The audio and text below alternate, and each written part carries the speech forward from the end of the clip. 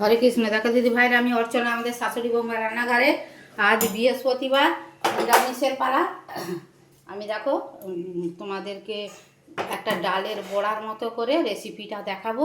একে দিয়েই ভাত খাওয়া হয়ে যাবে, মাছ মাংস কিছুই লাগবে না। আজকে নিরামিষের দিনে আমি ডালটা ভিজিয়ে রেখেছিলাম 4 ঘন্টা আগে।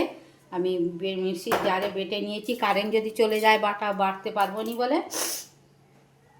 দেখো রেসিপিটা বানাবার ধারে এখানে দেখো লাল কাঁচা লঙ্কা নিয়েছি, আদা নিয়েছি, দেখো কাজু বাদাম নিয়েছি, চীনা বাদাম নিয়েছি, পোস্ত নিয়েছি আর সাদা তিল নিয়েছি।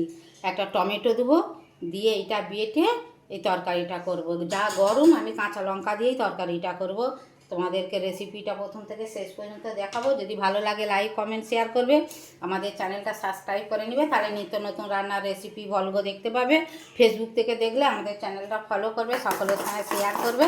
আমি ডালটা ভালো করে 15-20 মিনিট ধরে ফেটে নিয়েছি। দেখো ফাটার জন্যে দেখো কত সুন্দর এটা ডাল বাটার এটা উঠেছে। বেশ এখনো নুন দিইনি, এবারে নুন দিয়ে ভাজবো, তোমাদেরকে দেখাবো।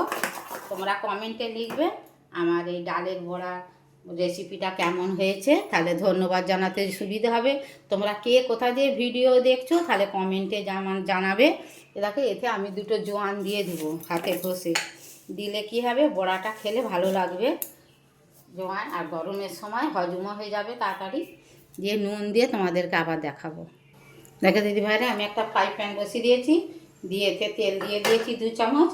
এ দেখো ডাল বাটাটায় নুন দিয়ে দেবো, নুন দিয়ে আমি ভালো করে ফেটে নেব।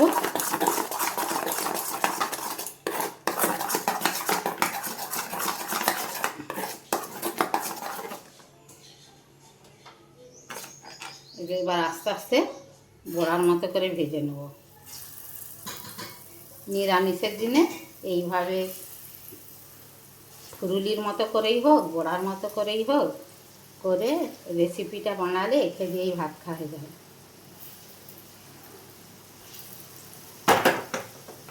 এটা ভাজা হোক, তোমাদেরকে আবার পরে দেখাবো। দেখো দিদি ভাইরা, বড়াগুলো আমার একবার ভাজা হয়ে গেছে। এই যে দেখো কত সুন্দর ভাজা হয়েছে। এরকম করে সবগুলো ভেজে তোমাদেরকে আবার দেখাবো। দেখো দিদি ভাইরা, বড়াগুলো আমার ভাজা হয়ে গেছে। আমি একটা কড়া বসিয়ে দিয়েছি, ওতে কালো জিরে ফোড়ন দিয়ে দেবো।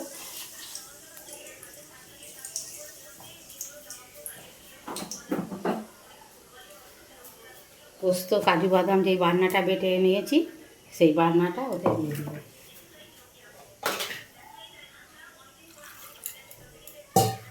কাঁচা লঙ্কা আমি বেটে দিয়েছি।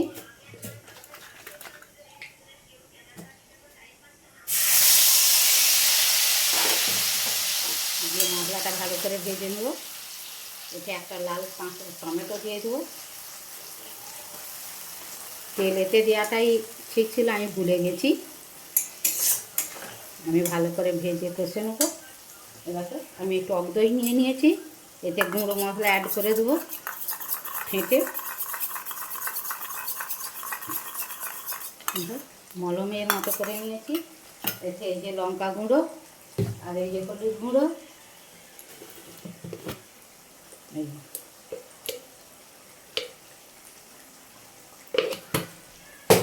লঙ্কা গুঁড়ো অল্প করে দেবো, কেননা আমি কাঁচা লঙ্কা দিয়েছি।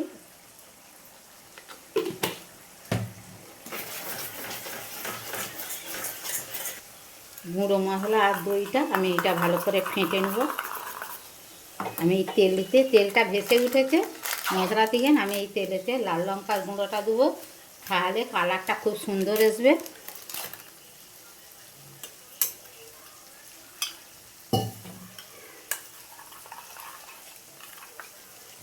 এতে আমি এই দইয়ের গুঁড়ো মশলার এটা ঢেলে দেবো,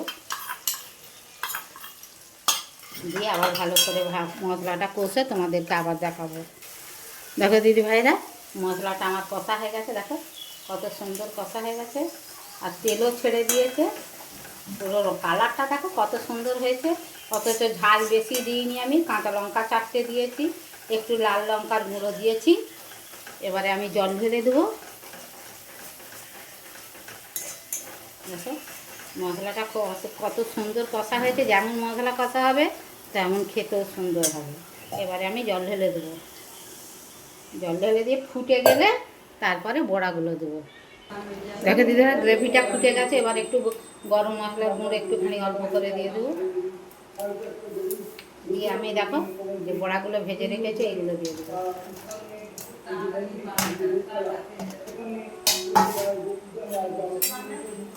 বেশি ফুটবো নি আমি, বড়াগুলো খুব ফেটেছি, ভালো করে ভেজেছি, একটু ফুটে গেলেই নামিয়ে তোমাদেরকে খাবো। দেখো দিদি ভাইরা গ্রেভিটা আমার কত সুন্দর হয়েছে, দেখো বড়াগুলো নরম তুলতুলে হয়ে গেছে। দেখো খাবার সময় তোমাদেরকে শেয়ার করব। আমি বড়াটা প্রথম থেকে শেষ পর্যন্ত তোমাদেরকে দেখিয়েছি। যদি ভালো লাগে লাইক কমেন্ট শেয়ার করো, আমাদের চ্যানেলটা সাবস্ক্রাইব করে নিও, তাহলে নিত্য নতুন রান্নার রেসিপি ভল্গ দেখতে পাবে। এরম বড়া হলে ভাত রুটি পরোটা সব দিয়েই খাওয়া হয়ে যাবে।